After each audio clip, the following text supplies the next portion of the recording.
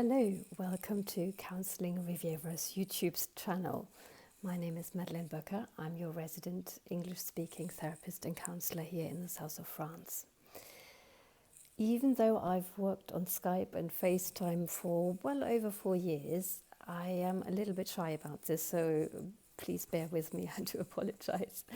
This YouTube channel is being born out of a bit of a necessity almost, because we're in lockdown.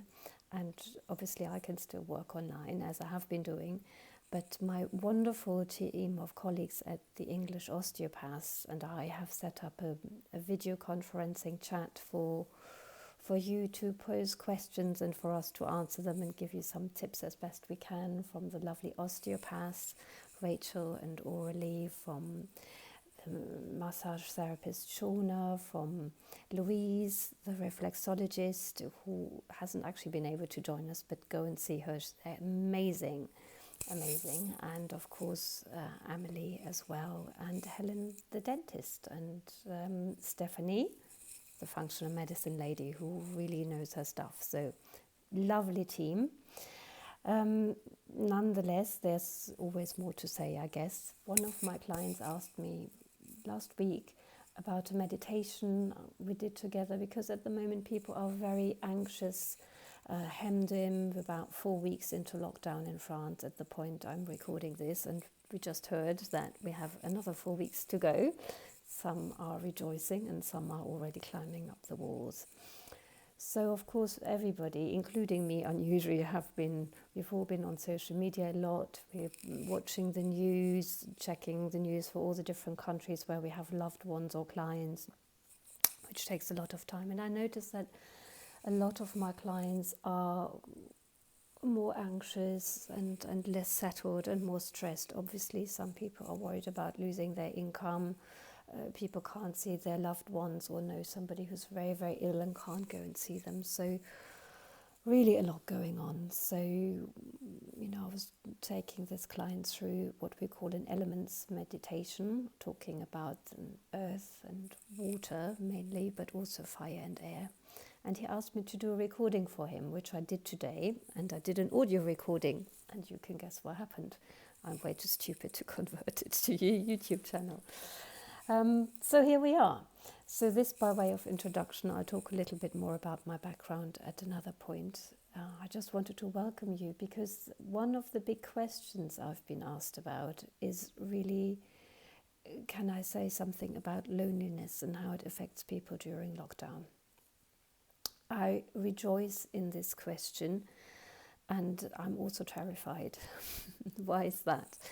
Well, as it happens, I'm quite well placed to talk about this, but there's a lot to say. I wrote an article many years ago on loneliness and how it affects people, and boredom and self-worth, and it was kindly published by Therapy Today, the journal of the British Association for Counselling in Psychotherapy, who then made me their spokesperson on loneliness. So here we go.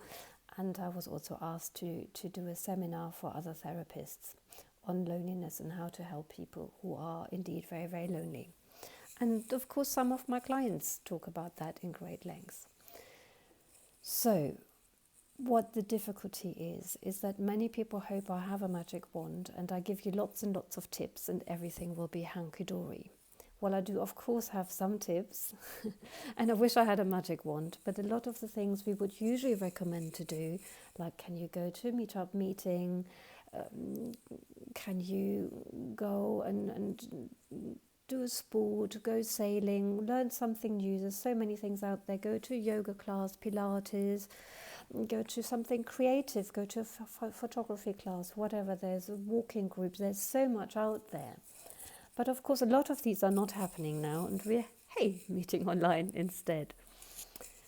The other big problem, and really takes it seriously, is that a lot of the time people who are really feeling lonely and anxious are very judging of themselves. They might say, oh, why is this happening to me? Everybody else has such a nice life. Everybody else is doing all this amazing stuff. And we know this because they've looked at their Instagram and Facebook pages and so on, and they always look so great. And I warn people against that, because we all know Instagram page might look great, but we all have bad days. Oh? And I have not ever met anybody who never feels lonely. Yeah, some people feel more lonely in the company of others when they don't feel really understood and appreciated. Other people, through no fault of their own, it might be a physical illness, it might be that they have moved to a new place, it might be mental illness, just life circumstances. A lot of us here are expats, might just not have a lot of friends in the place where they're living, yet let alone family. Yeah, but very often it comes, oh, am I not likable? Am I boring? And to say one is lonely wasn't, I fear still is, often a stigma for people. But now everybody is at home.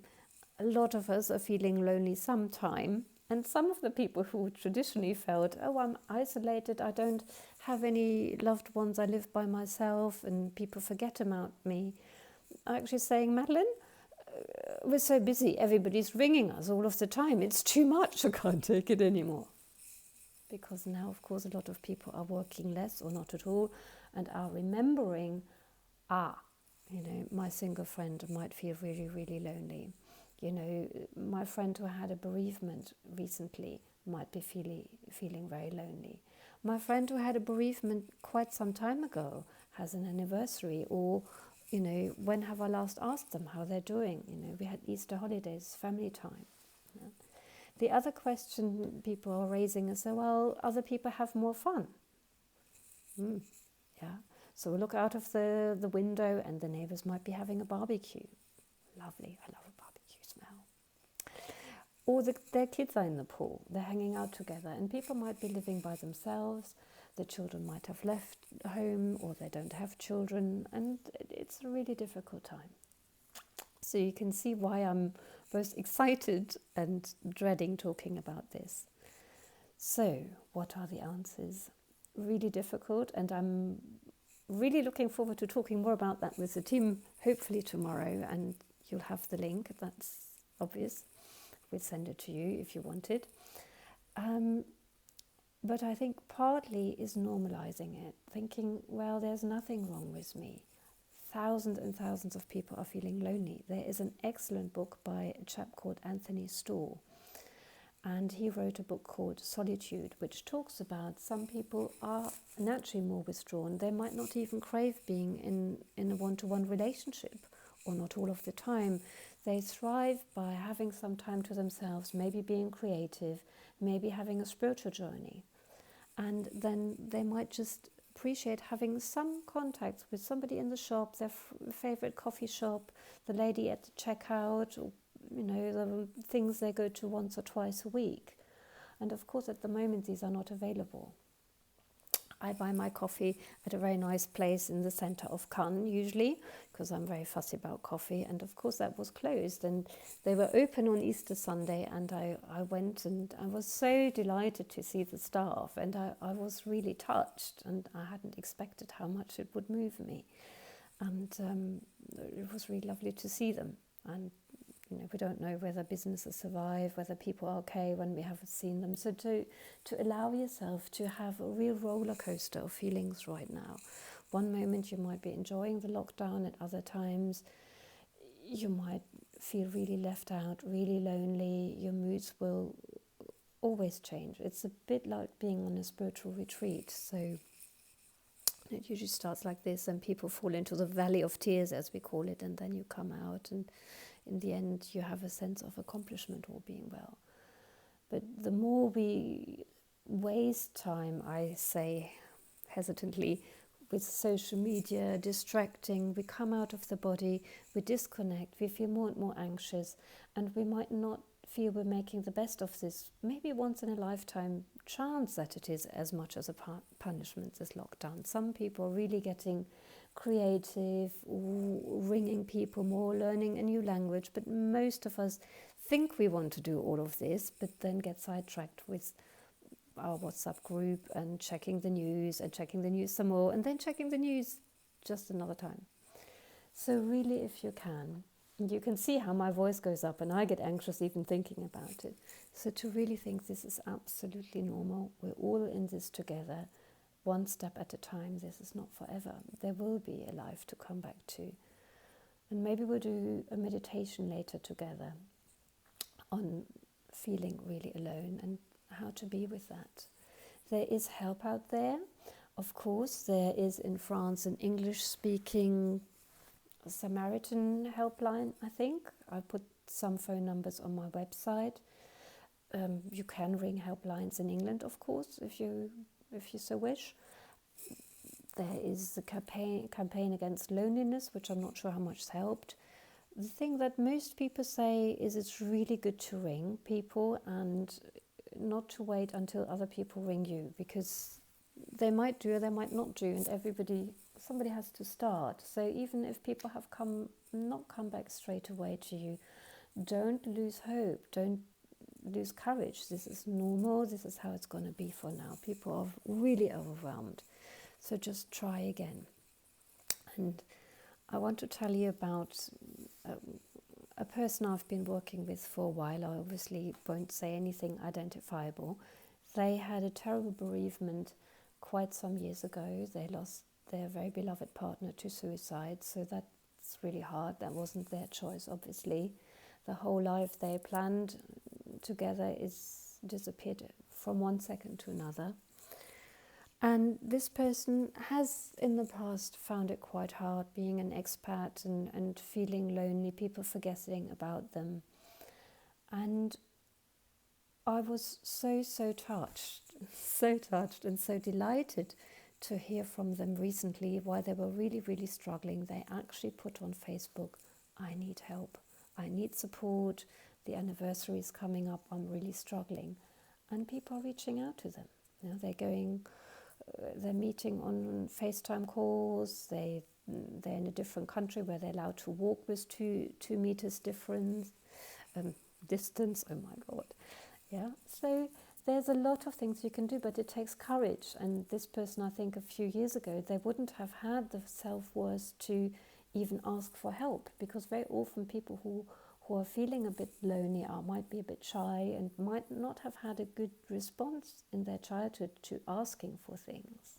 Yeah, maybe some people were mobbed or teased. So it might be very hard for people to actually reach out. And I don't want to go down this road of over-spiritualization and see, what is your learning in this and so on. Yes, obviously, if we can, we reach out more, but to have some love and compassion for yourself if you feel lonely and anxious, as best you can reach out. You might not be a Facebook user, ring somebody, WhatsApp, send an email, do what you can. There are people out there, and guess what? A lot of them will be feeling just the same. So it's good to go through your address book and reach out to people who you really cherish and you haven't seen for a long time. So many people are saying they've talked to friends they haven't seen in 4 or 5 years, as have I. Brilliant stuff. But of course it is hard, and I really get that. While I'm warning against over-spiritualization, saying, what's wrong with me and so on, and what's the meaning, it's important to think about meaning. There's also a lot of research that says that people who have a faith or practice a spiritual path in some way or another do find it easier to deal with loneliness and all sorts of life adversities.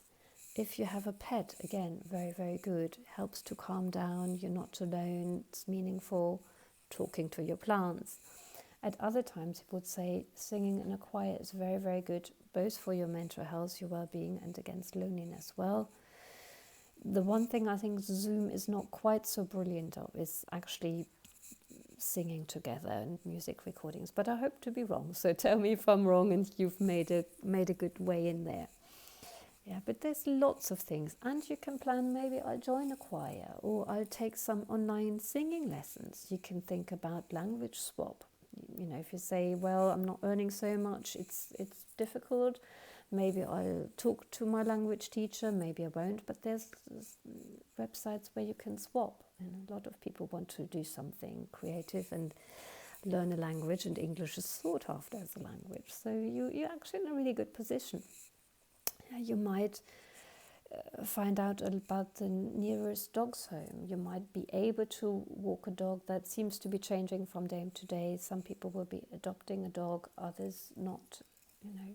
Maybe you chat from your window with your neighbor. Who knows? Yeah, there's also really nice help schemes on, what is it, Nice Matin, I think. They've got something where you can befriend people in your street and find out, maybe somebody needs help. Perhaps you go shopping for somebody. Maybe you, again, just ring somebody who you've not met before. Might be elderly neighbors. Same client told me that they managed to coach an elderly couple to use Zoom over the phone. They said it took them 2 hours, but the happy faces of this elderly couple as they finally installed Zoom, and now they're being in touch with people. So it's really, really brilliant, and being of service to others is so fulfilling. So maybe think about that as well. Maybe I have something I can contribute. Maybe I have gifts I hadn't even thought about. I might be able to install Zoom or FaceTime or Skype for somebody. So really, really lovely practical stuff you can do. Really important to ground yourself, maybe do some grounding meditations. My colleagues have a lot to say about this. You could do some self-massage. I think it's really important to surrender to how it is. Deal with one day at a time, maybe 1 minute at a time if it feels really overwhelming. If you are feeling you're really worried about yourself, you're having suicidal ideation, by all means, please do contact your GP without fault. That's really important, or the local hospital. They will want to talk with you. They will give you support. Really important.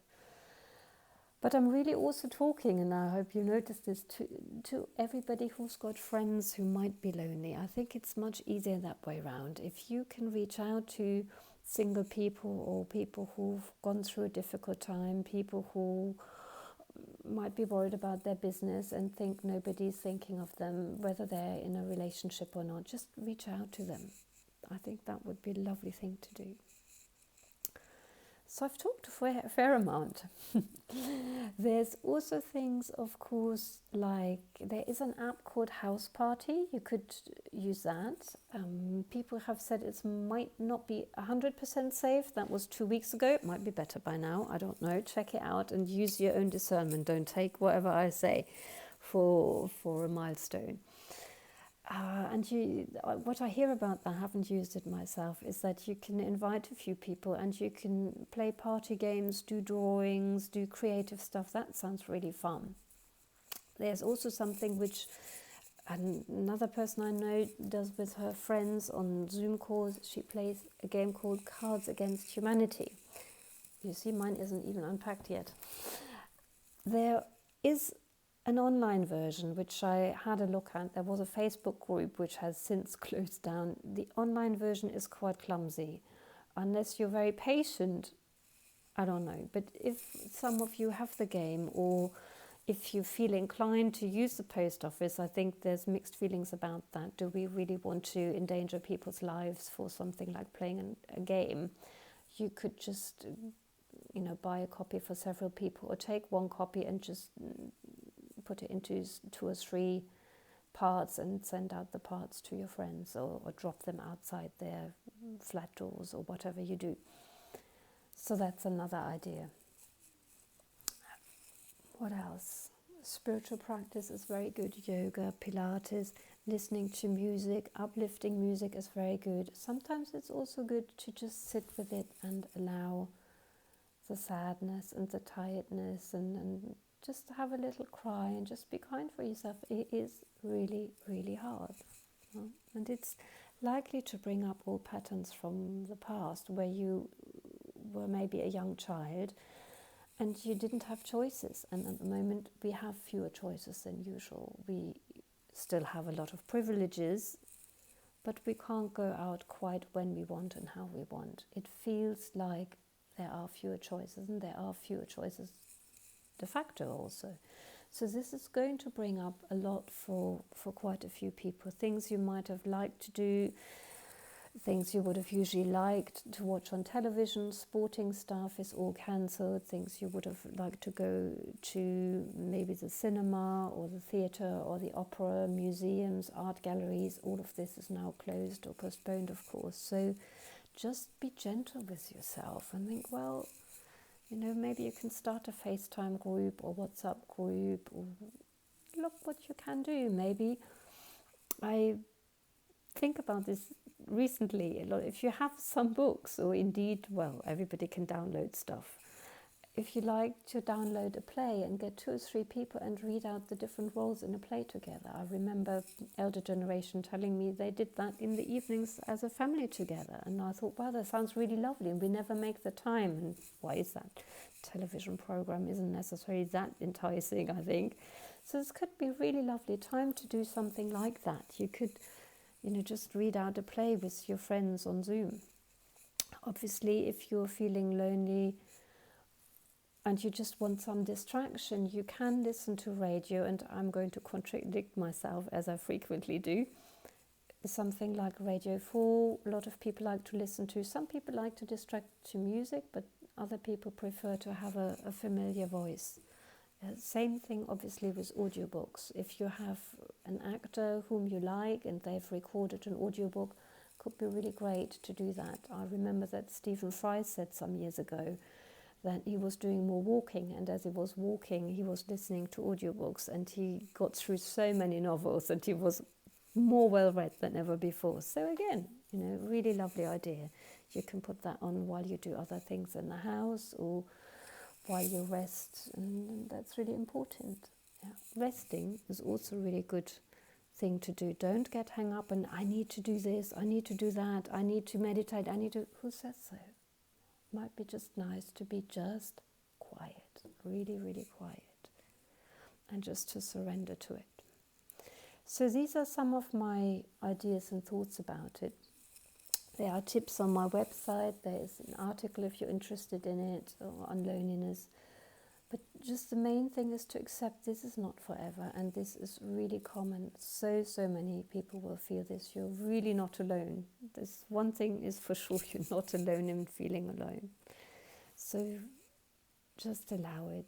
Remember, it's not forever. We'll get through this. Even though it looks that other people have a lot more fun, this might not necessarily be the case. It might be, but it might not. And do things to boost your own mood as much as you can. So, for example, sitting up straight, because the body tells the brain how we're feeling by our posture. So being hunched over in front of your phone is really not very good, because it's probably telling my brain right now that I might be carrying a heavy weight and might be quite depressed. So sitting up straight, putting your head up, smiling a lot, and I think, well, this is not real. But we talk in dialectic behavioral therapy, sometimes good to do something called opposite to emotion.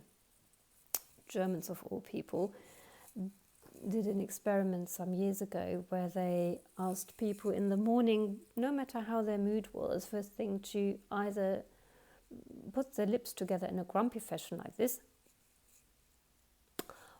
or then a control group, and I hate doing this because I don't like looking at my teeth,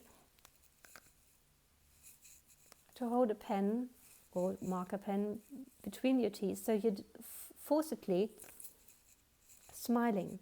And the people who sort of clenched their lips together had a worse day on average from what their normal mood would have been like.